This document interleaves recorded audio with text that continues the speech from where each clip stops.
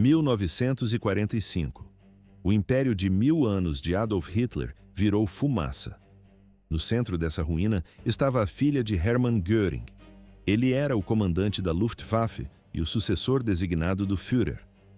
Por que o destino dela fascina tanto até hoje? A resposta é simples. Ela representava o rosto da próxima geração da elite nazista, mas o colapso alemão transformou a herdeira do luxo em uma pária internacional. A infância de Edda Göring não conheceu limites. Ela cresceu na propriedade Carinhal, ao norte de Berlim. No vídeo da época, observa-se. A menina brinca em um castelo cercado por obras de arte saqueadas de toda a Europa ocupada. O pai a chamava de pequena princesa. Ela recebia presentes de reis e diplomatas. O regime transformava a violência em política de Estado, mas para Edda, o mundo era feito de veludo e mimos. O sistema protegia a criança, mas o luxo tinha um preço invisível. Nos bastidores, Göring assinava decretos que enviavam milhões para a morte. Edda vivia entre segredos e sombras que definiriam cada minuto da sua vida adulta. Mas isso era apenas o começo. Em maio de 1945, tudo acabou. O exército americano capturou Göring. A mansão Carinhal foi dinamitada. Edda e sua mãe, Amy, foram levadas para campos de internamento. A herdeira de um dos maiores criminosos de guerra da história agora dormia em catres de ferro. Ouro e seda foram substituídos por rações militares e interrogatórios frios. A transição foi brutal.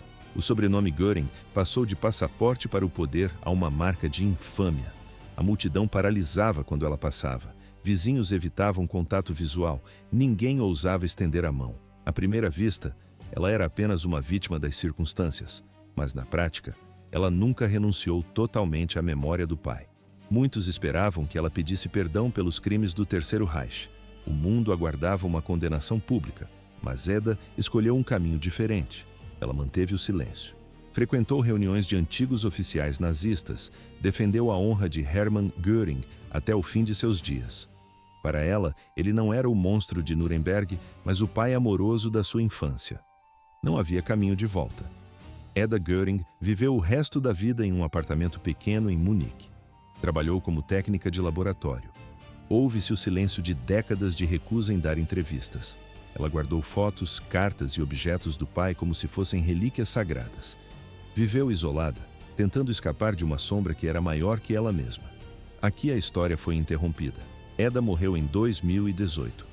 Levou consigo detalhes que nunca quis compartilhar com os historiadores. O Tribunal da História deu a sentença, mas ela preferiu viver em sua própria versão do passado. Assim terminou uma era. 2 de junho de 1938.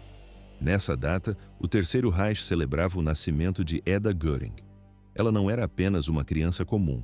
Edda era a única herdeira de Hermann Göring, o segundo homem mais poderoso da Alemanha nazista. Como Göring mantinha sua posição? Ele acumulava cargos: comandante da Força Aérea, presidente do parlamento e sucessor direto de Adolf Hitler. O poder de Göring era absoluto, e sua fortuna acompanhava sua influência. Por que Edda era chamada de princesa do nazismo? O motivo era visível em cada detalhe de sua rotina, mas a realidade era diferente dos cidadãos comuns. Ela vivia em uma bolha de privilégios sustentada por saques e opressão. Na filmagem da época, nota-se: Hitler sorri enquanto segura a criança no colo. Ele foi o padrinho de batismo. O batismo não foi um evento privado, foi um espetáculo de propaganda transmitido para toda a nação. Milhares de cartas e presentes de ouro foram enviados por cidadãos e empresas alemãs. A residência da família era a propriedade Carinhal. O local era um palácio cercado por florestas. No quadro, paredes cobertas por quadros de mestres renascentistas roubados de museus europeus. Edda brincava em uma réplica em miniatura do Palácio de Sanssouci, construída especialmente para ela no jardim. Mas isso era apenas o começo. O cotidiano de Edda era cercado por uniformes cinzas e jantares de gala. Ela via o pai como um herói condecorado, não como o arquiteto de crimes de guerra. Para a menina, o som das botas militares nos corredores era o som da segurança. À primeira vista, uma infância de conto de fadas, mas na prática, uma existência forjada no centro de uma máquina de extermínio. Os eventos aceleraram O luxo de Karen Hall tinha data de validade. Enquanto a menina brincava com bonecas de porcelana, as cidades alemãs começavam a queimar sob bombardeios aliados. O império de Hermann Göring estava desmoronando. Ouve-se o som de motores de aviões inimigos sobre a propriedade. O medo substituiu o protocolo. Em 1945, o cenário mudou. A diversão acabou. A herdeira do Reich precisou fugir com a mãe para as montanhas da Baviera. Não havia margem para erro. O destino de Eda seria marcado pela queda brutal do pai. O homem que vivia entre joias terminaria seus dias em uma cela de concreto em Nuremberg. A história foi interrompida pelo tribunal. Uma infância construída sobre propaganda e mentiras. Eda Göring cresceu em Karen Hall. A propriedade era a gigantesca e extravagante mansão de Hermann Göring. Onde ficava esse lugar? No coração da floresta de Schorfheide. À primeira vista, uma residência oficial, mas na prática, um templo dedicado ao ego do Marechal do Reich. A construção era monumental. O edifício funcionava como um palácio e um museu de arte saqueada. Nos corredores infindáveis, viam-se esculturas clássicas e animais empalhados. Os salões de banquetes exibiam coleções que pertenciam originalmente a judeus perseguidos. Famílias inteiras foram destruídas para decorar aquelas paredes. Para Eda, nada disso parecia sombrio. Karen Hall era apenas o seu lar. A menina vivia cercada por babás, tutores e dezenas de empregados. Sua rotina era a de uma princesa alemã. No quadro, convidados de fardas impecáveis circulam pela sala. Eram oficiais de alto escalão da SS e ministros nazistas. Líderes estrangeiros aliados da Alemanha também frequentavam os jantares. Entre os visitantes estava o próprio Adolf Hitler. O ditador demonstrava carinho pela criança. Ele a chamava de Mein kleines Mädel, em português, minha garotinha. Como o regime usava a imagem de Eda? Através de fotos e filmes oficiais. Tudo foi planejado para vender ao povo a ideia de uma família exemplar. A elite nazista deveria parecer forte, saudável e disciplinada. A criança era o rosto da nova geração ariana. Mas a realidade era diferente. Por trás da pompa existia uma bolha de falsidade. O isolamento de Karen Hall protegia Eda da verdade brutal da guerra. Essa proteção durou pouco. Os eventos aceleraram. As mentiras começaram a desabar no momento em que as bombas atingiram Berlim. O som das explosões substituiu a música dos salões. O mundo que ela conhecia estava chegando ao fim. Em 1945, a derrota do Reich tornou-se inevitável. A casa de luxo transformou-se em um alvo. Ouve-se o som de motores de aviões sobre a floresta. Não havia mais para onde fugir. A estrutura de poder de Göring estava ruindo. 1944. O Terceiro Reich entra em colapso. A Luftwaffe falhou no controle dos céus e a Alemanha está vulnerável. Para os líderes nazistas, Hermann Göring não era mais um herói, mas um homem incompetente. Hitler cortou os laços. A confiança entre os dois amigos de longa data acabou. Por que Göring decidiu destruir o próprio palácio? Ele temia a humilhação. O Exército Vermelho avançava rápido em direção ao coração da Alemanha. À primeira vista, uma residência majestosa, mas na prática, um alvo de guerra. Göring tomou uma decisão drástica. Ele ordenou a explosão de Karen Hall, sua mansão luxuosa. Eda Göring tinha apenas 7 anos. No quadro, a menina observa as paredes virem abaixo. Ela viu seus brinquedos, seus animais e os corredores monumentais serem reduzidos a escombros. Ouve-se o som das detonações sequenciais, um cenário brutal para uma criança. Mas isso era apenas o começo. Eda e sua mãe, Emmy Göring, iniciaram uma fuga desesperada. Elas atravessaram o território alemão em chamas. O objetivo era único: evitar o contato com os soldados soviéticos. Elas buscavam a rendição perante as tropas americanas. Maio de 1945. Hermann Göring foi capturado pelos aliados. O luxo desapareceu. Eda e Emmy foram colocadas sob estrita vigilância militar. O governo confiscou todas as propriedades e bens da família. Durante o julgamento de Nuremberg, a menina visitou o pai na prisão algumas vezes. Eda guardou essas memórias por décadas. Em depoimentos posteriores, ela descreveu esses momentos como atos de puro afeto familiar. Na mente dela, a figura do pai estava separada da política e do genocídio. Mas a guerra não permite divisões. 15 de outubro de 1946. Faltavam poucas horas para o enforcamento de Göring por crimes contra a humanidade. Dentro da cela, ele quebrou uma cápsula de cianeto. O suicídio foi imediato. Eda tinha 8 anos quando o pai morreu. Na filmagem da época, nota-se: a Alemanha está em ruínas. A infância dourada de Eda foi enterrada junto com o regime. Não havia caminho de volta. Assim começou a vida nas sombras. 25 de outubro de 1946. Hermann Göring estava morto. Para Eda e Emi, a prisão acabou, mas a punição apenas mudava de forma. A liberdade era um conceito vazio. A Alemanha do pós-guerra não aceitava o sobrenome Göring. Ele não era apenas um nome, era um alvo. Por que elas não fugiram do país? Elas não tinham recursos ou apoio oficial. A solução veio de sombras do passado. O sustento vinha de doações anônimas. Eram antigos simpatizantes e oficiais leais ao marechal que enviavam dinheiro e comida. No quadro da época, uma viúva e uma criança vivendo de caridade clandestina. Eda cresceu sobre escombros. De um lado, o repúdio total ao nazismo. Do outro, bolsões de ressentimento e nostalgia extremista. À primeira vista, uma órfã comum.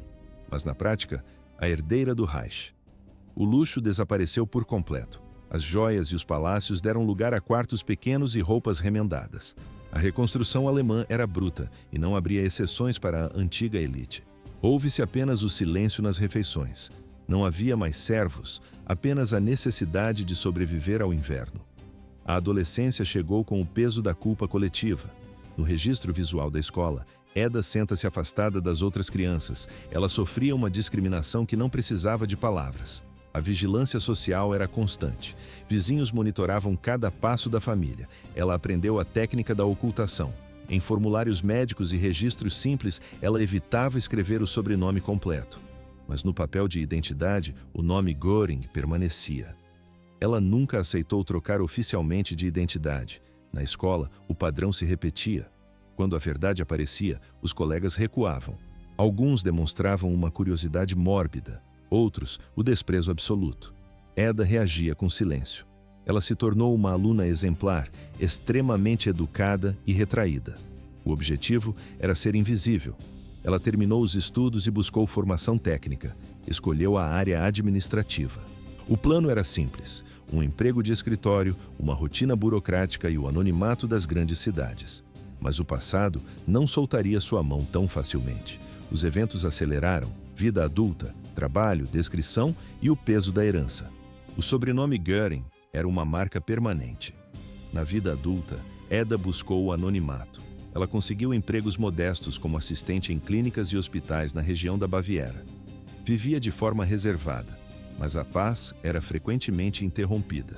O nome Göring explodia nas manchetes dos jornais alemães, e o nome de Eda vinha logo em seguida. Por que ela não se escondia? A resposta era simples. Eda se recusava a fazer o que a sociedade alemã exigia: condenar publicamente os atos de Hermann Göring. Outros filhos de líderes nazistas trilharam o caminho do ativismo contra o extremismo. Eles mudaram de sobrenome e pediram perdão. Eda seguiu a direção oposta. Sua defesa era inabalável. Ela repetia uma frase curta: "Ele era um homem bom para mim." Eda não negava os crimes do Terceiro Reich, mas ela se recusava a aceitar a imagem demonizada de seu pai. Ela dizia que não podia odiar o homem que lhe deu amor na infância. Para os historiadores, essa posição era inaceitável. Para os psicólogos, era um mecanismo de defesa previsível. Eda criou uma barreira mental. Ela separou o criminoso de guerra do pai atencioso. Emocionalmente, era uma escolha compreensível. Historicamente, era uma distorção dos fatos. Essa postura definiu cada passo de sua existência. Anos 60. A Alemanha Ocidental enfrentou um escândalo nacional. O motivo era o dinheiro público. Por causa de leis antigas que ainda estavam em vigor, Eda reivindicou uma pensão estatal. O argumento jurídico era técnico. Hermann Göring ocupou cargos oficiais no governo. Portanto, sua filha tinha direitos previdenciários. A indignação foi imediata. As manchetes questionavam: o Estado deve financiar a filha de um dos maiores criminosos da humanidade? O país se dividiu. De um lado, o argumento de que Eda não era culpada pelos pecados do pai. Do outro, a revolta de ver dinheiro público nas mãos de quem defendia um carrasco. A disputa durou anos nos tribunais. No final, a justiça decidiu. Eda recebeu parte da pensão até o dia de sua morte. Na filmagem da época, nota-se o silêncio de Eda ao sair do tribunal. O debate sobre essa decisão permanece vivo até hoje, mas as polêmicas não pararam por aí. Depois do dinheiro, veio a disputa pelos tesouros saqueados. Não havia caminho de volta para Edda Göring. O passado sempre batia à sua porta. 4.000 peças. Esse é o número estimado da coleção particular de Hermann Göring. A batalha de sua filha Edda para reaver esses itens é o capítulo mais controverso de sua biografia. Não se trata apenas de quadros, é uma disputa sobre o espólio do maior saque da história moderna. Por que Edda insistia em reivindicar obras manchadas de sangue? Ela cresceu cercada por esses tesouros. Para ela, eram lembranças de família. Para o resto do mundo, eram evidências de um crime sistemático. Hermann Göring não era apenas o comandante da Luftwaffe. Ele era um colecionador implacável. Unidades nazistas especializadas, como a Einsatzstab Reichsleiter Rosenberg, confiscavam tudo o que tinha valor. O foco eram famílias judias perseguidas, museus franceses e galerias holandesas. A coleção de Göring incluía pinturas renascentistas, barrocas e impressionistas. Havia esculturas raras, tapeçarias e joias. O inventário oficial registrava aproximadamente 4.000 objetos de arte. O destino final de grande parte desse material era Carinhall, a luxuosa propriedade de Göring. Na filmagem da época, nota-se: Göring caminha orgulhoso por suas galerias privadas. Ele exibia as obras para Adolf Hitler como troféus de guerra. Para o Reich, a arte era uma ferramenta de status e poder pessoal. À primeira vista, uma coleção de arte, mas na prática, um inventário de vidas destruídas. Maio de 1945. O regime nazista entrou em colapso total. Soldados aliados descobriram depósitos de arte escondidos em minas de sal e túneis subterrâneos. Carinhall estava repleta de bens confiscados após deportações e assassinatos em massa. Ouve-se o som de caixotes de madeira sendo abertos pelos investigadores aliados. Cada tela recuperada carregava uma história silenciosa. Muitas pertenciam a famílias que já não existiam mais para reivindicá-las. Edda Göring não aceitou a perda. Ela iniciou uma ofensiva jurídica que duraria décadas. Seu objetivo era recuperar o que considerava sua herança legítima. Mas a justiça alemã tinha outra visão. Os tribunais enfrentaram um dilema ético sem precedentes. De um lado, uma herdeira exigindo direitos sucessórios. Do outro, a prova de que a fortuna da família foi construída sobre o extermínio de milhões. A batalha pelos quadros não era apenas técnica, era um confronto direto com o passado. As audiências eram tensas e acompanhadas de perto pela imprensa internacional. Os eventos aceleraram quando obras específicas foram identificadas. O governo da Baviera assumiu a custódia de grande parte do acervo. Edda contra-atacou com processos detalhados. Não havia margem para erro jurídico. Qualquer concessão a Edda seria vista como uma validação dos crimes de seu pai. O mundo observava como a nova Alemanha lidaria com as cinzas do antigo Reich. O tribunal deu a sentença definitiva. A maioria dos pedidos de Edda foi rejeitada com base na origem ilícita dos bens. A justiça decidiu que o roubo de guerra não gera direito de herança. Assim terminou o cerco jurídico de Edda Göring. 1945. A guerra acabou, mas para Edda Göring, o cerco apenas começou. A batalha agora não era com blindados, mas com a justiça e a moral. O jornalismo batia à sua porta, Edda nunca abria. Se existe um capítulo que resume o peso desse sobrenome, é a caça implacável da imprensa. Edda nunca foi acusada de crimes, jamais sentou no banco dos réus. Mas, para o mundo, ela era um troféu. O símbolo vivo dos homens que incendiaram o continente, o sangue de Hermann Göring correndo em uma nova geração. Por que o mundo não a deixava em paz? O público tinha sede de detalhes, queriam saber se os filhos dos nazistas sentiam culpa, se herdaram o fanatismo, ou se, no fundo, ainda eram fiéis ao Terceiro Reich. À primeira vista, uma jovem comum. Mas na prática, o alvo perfeito. Ela era bonita, jovem e filha única do homem que comandou a Luftwaffe. Diferente dos filhos de Himmler ou Heydrich, ela não mudou de nome. Não fugiu para as sombras com uma identidade falsa. Permaneceu Edda Göring. A mídia via nela uma mistura de tragédia e perigo iminente. Décadas de 1950, 60 e 70. O cenário se repetia em Munique. Jornalistas internacionais cercavam o pequeno apartamento onde ela morava com a mãe, Amy. Cartas chegavam de todo o planeta. Repórteres americanos ofereciam fortunas pelo outro lado da história. Tabloides britânicos buscavam qualquer declaração polêmica. A reação de Eda era sempre a mesma: o silêncio absoluto. Nenhuma palavra, nenhuma entrevista, nenhum comentário. Ela decidiu que o silêncio era sua única arma de controle. Sem declarações, não havia munição para os editores. Ouve-se o barulho da tranca da porta, é o som da resistência de Eda. Nos anos 70 e 80, a pressão aumentou. Produtores de Hollywood tentaram convencê-la a falar sobre o julgamento de Nuremberg. Nos arquivos de cineastas da época, as notas são secas. Ela se recusa. Tentamos contato. Ela desligou. A mãe atende e proíbe a insistência. Equipes de TV cruzavam o oceano apenas para encontrar uma porta fechada na cara.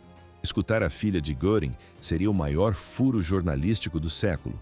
Por isso, quanto mais ela se escondia, mais o mito crescia. Na Alemanha, o clima era ainda pior.